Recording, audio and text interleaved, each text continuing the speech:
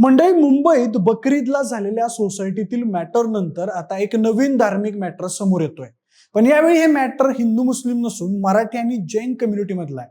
जैन धर्म जो शांततेसाठी ओळखला जातो आणि अहिंसा, सत्य, संयम आणि आत्मशुद्धीची शिकवण देतो, तो गेल्या काही दिवसांपासून काही मुद्द्यांवरून चर्चेत येताना दिसतोय.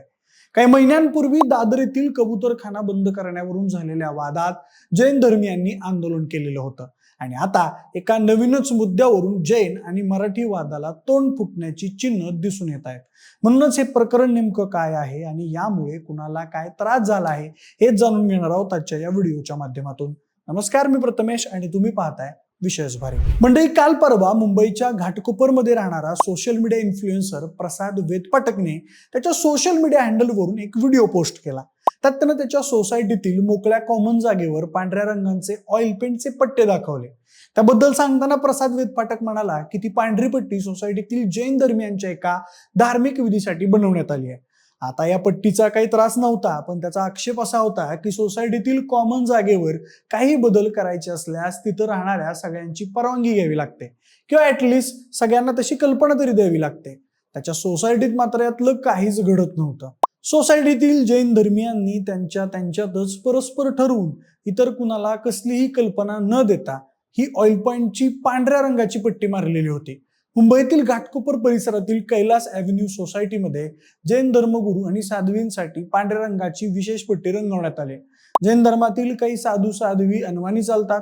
त्यांच्या मार्गावर स्वच्छता आणि अहिंसेच्या धार्मिक संकल्पनांशी संबंधित काही परंपरा पाळल्या जातात.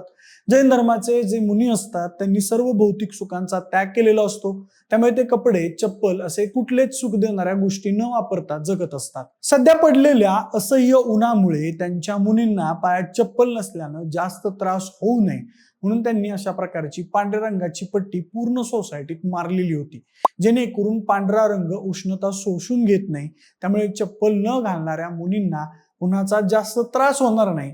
पण यावर आक्षेप घेताना प्रसाद वेदपाटक यानं हे जैन धर्मियांचे धार्मिक अतिक्रमण असून अशा प्रकारे कुणाचीही परवानगी न घेता इतर सर्वांना गृहीत धरून सार्वजनिक जागेत असा रंग देणं म्हणजे त्यांची मुजोरी आहे आणि मुंबईत असलेल्या मराठी माणसाला आम्ही कवडीची किंमत देत नाही असा मेसेज त्यांना यातून द्यायचा आहे, असं प्रसाद वेदपाटक यांचं म्हणणं आहे.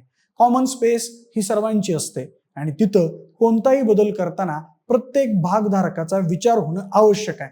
त्यांनी सोशल मीडियावर व्हिडिओ पोस्ट करत प्रश्न विचारला की जर एखाद्या धर्मासाठी अशी विशेष व्यवस्था केली जाऊ शकते तर उद्या दुसरा धर्म किंवा दुसरा गट वेगळ्या रंगाची पट्टी किंवा वेगळी मागणी करू लागला तर त्याला कसं थांबवणार? प्रसाद वेदपाटक यांचा मुख्य आक्षेप पांढऱ्या रंगावर नसून निर्णय प्रक्रियेवर आहे. त्यांचं म्हणणं आहे की कोणत्याही रहिवाशाची संमती न घेता आणि सर्वसाधारण सभेत चर्चा न करता कॉमन एरियामध्ये कायमस्वरूपी बदल करण्यात आला. त्यामुळे अनेकांना हा प्रश्न पडलाय की सोसायटी कमिटीला असा निर्णय घेण्याचा अधिकार कितपत आहे. दुसरीकडे जैन समाजातील अनेक लोकांचं मत वेगळं आहे. त्यांच्यानुसार ही परंपरा अनेक वर्षांपासून पाळली जाते. जैन साधू साध्वी अत्यंत कठोर नियमांचं पालन करतात. ते वाहनांचा वापर करत नाहीत, अनेकदा अनवाणी चालतात आणि अहिंसेच्या तत्वांना सर्वोच्च स्थान देतात. त्यामुळे त्यांच्या स्वागतासाठी किंवा मार्गासाठी काही विशेष व्यवस्था करणं ही श्रद्धेची बाब असल्याचं समर्थकांचं म्हणणं आहे. पण इथेच खरी चर्चा सुरू झाली. प्रसाद वेदपाटक यांनी हा व्हिडिओ पोस्ट करताच यावर वेगवेगळ्या प्रकारच्या प्रतिक्रिया उमटू लागल्या. अनेकांनी प्रसाद वेदपाटक यांना पाठिंबा दिला. त्यांचं म्हणणं आहे की प्रश्न धर्माचा नसून प्रक्रियेचा आहे. जर सर्व रहिवाशांची संमती घेतली असती, खुली चर्चा झाली असती आणि बहुमताने यावर निर्णय झाला असता तर कदाचित इतका वाद निर्माण झाला नसता. तर दुसऱ्या बाजूला काही जण असं म्हणत आहेत की छोट्याशा धार्मिक व्यवस्थेला अनावश्यक वादाचं स्वरूप दिलं जात आहे. तर काहींनी हा त्याचा पब्लिसिटी स्टंट आहे असं म्हणून त्यालाच सुनावलं. यानंतर काहींनी तर त्याला कॉल करून धमकावण्याचाही प्रयत्न केल्याचं सांगितलं. मंडळी, भारत हा विविध धर्म, संस्कृती आणि परंपरांचा देश आहे.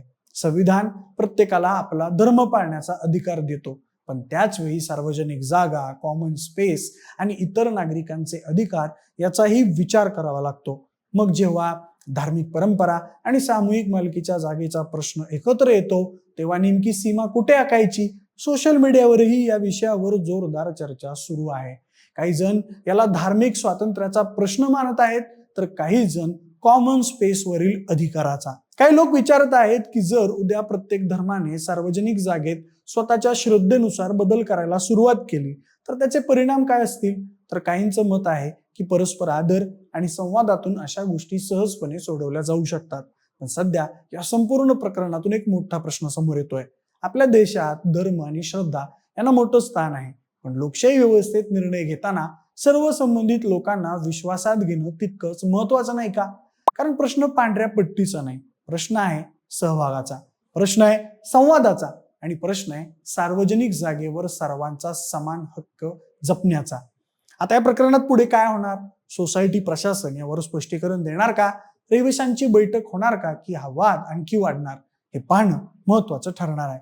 पण एक गोष्ट नक्की आहे, या घटनेनं धर्म, श्रद्धा, लोकशाही आणि सामूहिक अधिकार यांच्यातील संतुलनाचा मुद्दा पुन्हा एकदा चर्चेच्या केंद्रस्थानी आणलाय. म्हणजे या संपूर्ण प्रकरणाबद्दल तुमचं मत काय आहे. धार्मिक परंपरांसाठी अशा प्रकारच्या व्यवस्था योग्य आहेत का, की कॉमन स्पेसमध्ये कोणताही बदल करण्यापूर्वी सर्व रहिवाशांची संमती घेणं बंधनकारक असावं. तुमचं मत आम्हाला कमेंट करून नक्की कळवा आणि सोबतच आपल्या विशेष वारीच्या YouTube चॅनलला सबस्क्राईब करायला अजिबात विसरू नका. धन्यवाद.